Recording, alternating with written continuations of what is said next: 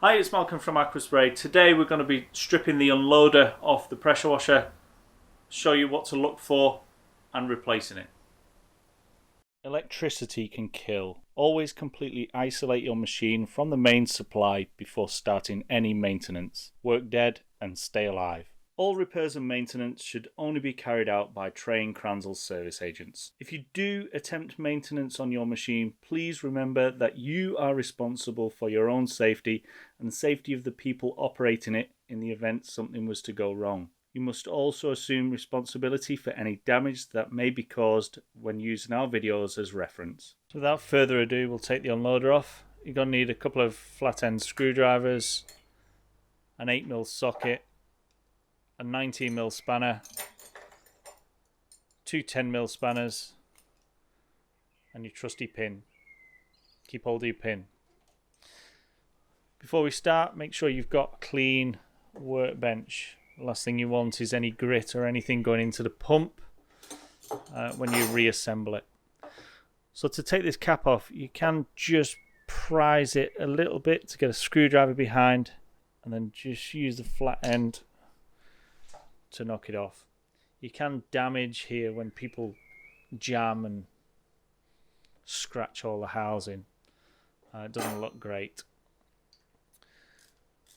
So the 8mm bolt or little nut on the back end holding the actual knob on, and then just unscrew the knob completely and the spring will come away with it.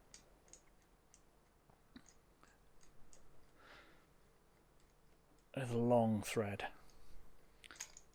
So once that's out, you have the spring, you have a bearing and a race that fits in there so that the knob can spin freely on the actual spring itself. So to get the unloader off, this is where you have a 19mm spanner. Try not to hit the camera. Just to unscrew it. Like that. Once it's started, you should be fine. Unscrewing it.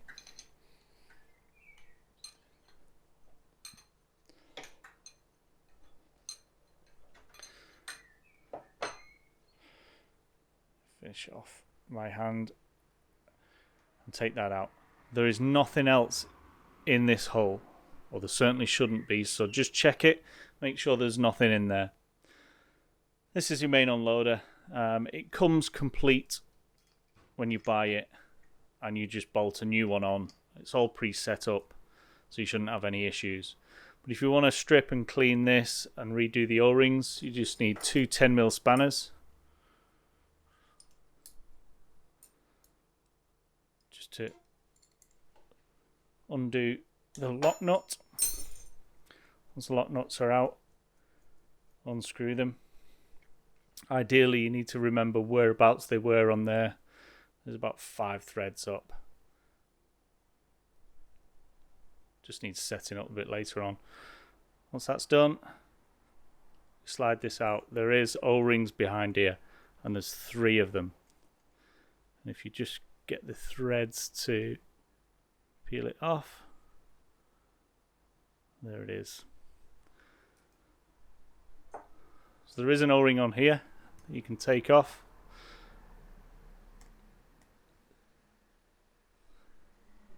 There's nothing else in that housing, just that O-ring. There are 3 O-rings on the internal bit there, small ones, power backs, and then you have a flat washer and a round washer. The flat washer is on this side of the unloader, and the round washer is on this side of the unloader. The easiest way to get them off, if they're not broken, you have to just be careful not to stab them, but just lift it over and peel it off. If you stab the O-ring, you're going to need to replace it. You can do the same thing with the flat washer, but it is much more difficult and you've got a chance of breaking it. You want to try and avoid that if you can. especially if you've not got any parts.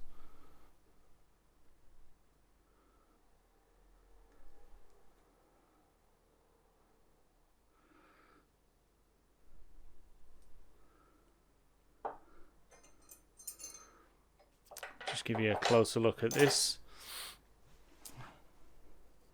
So starting at the back end, you've got the cap for the unloader knob. You've got the little nut that holds the unloader knob on, and the bearing for the spring.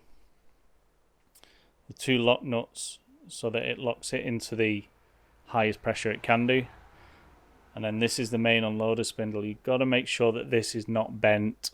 If it's bent or you see any wear and tear on it, just replace it. It's not a major issue to do that. You've got the main cap that's holding onto it, and that's exactly what it looks like. There's nothing in it, nothing special to it, with the O-ring for that, and then the power backs. So reassembly. First things first, the unloader cap with that O-ring.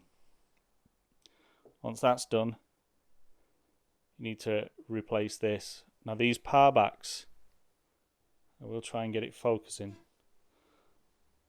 The flat O-ring still has a groove that the O-ring fits onto. So there's one side that's completely flat and one side's got a groove. That O-ring must fit into the groove. So the flat O-ring is better to go first. And you just have to be really careful because you can break these. Once you've got it on like that, you must check to see if you've got the groove end facing the correct way.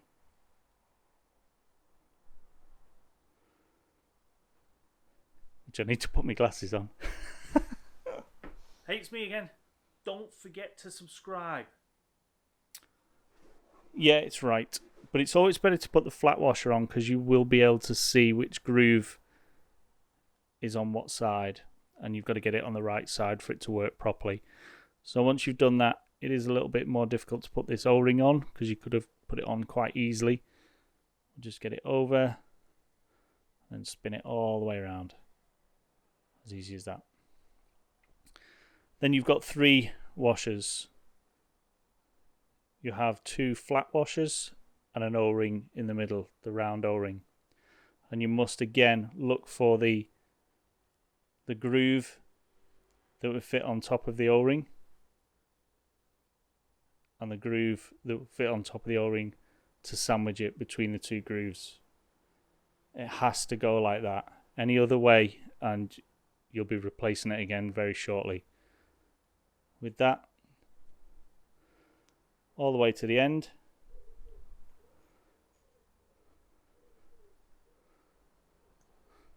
Push that all the way until you feel it locate into place. Screw the nuts on, remembering to leave a couple of threads.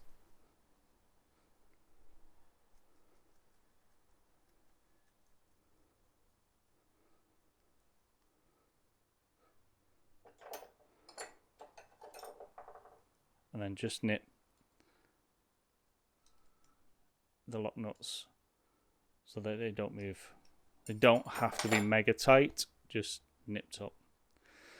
If you get these nuts too far that way, when you're twisting the unloader onto it, it will bottom out quicker and it might not give you the full pressure on the gauge.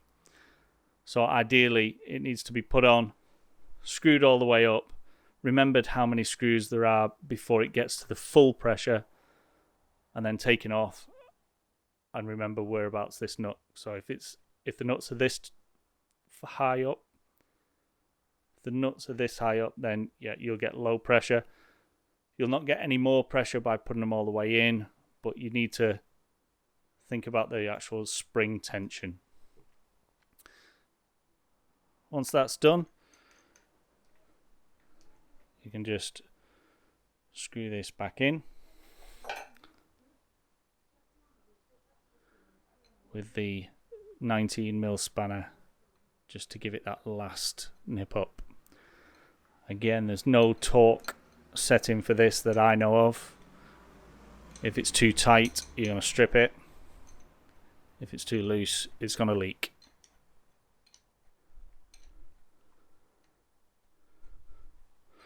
I'll try just the ring spanner there just to stop all the brass. Done, sorted. So the spring goes in, the bearing and the washer, and then you can screw this up. Screw that all the way in.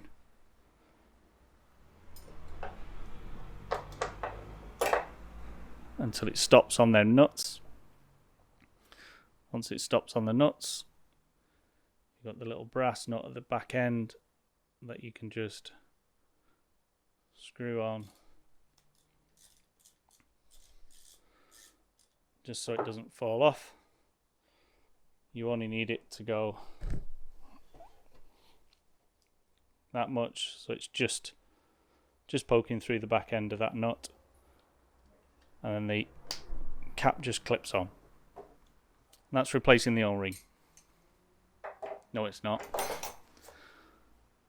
And that's the replacing of the unloader, or the O-rings on the unloader. I hope you found the video useful and you learned something. If you did, give me a thumbs up and subscribe to see more.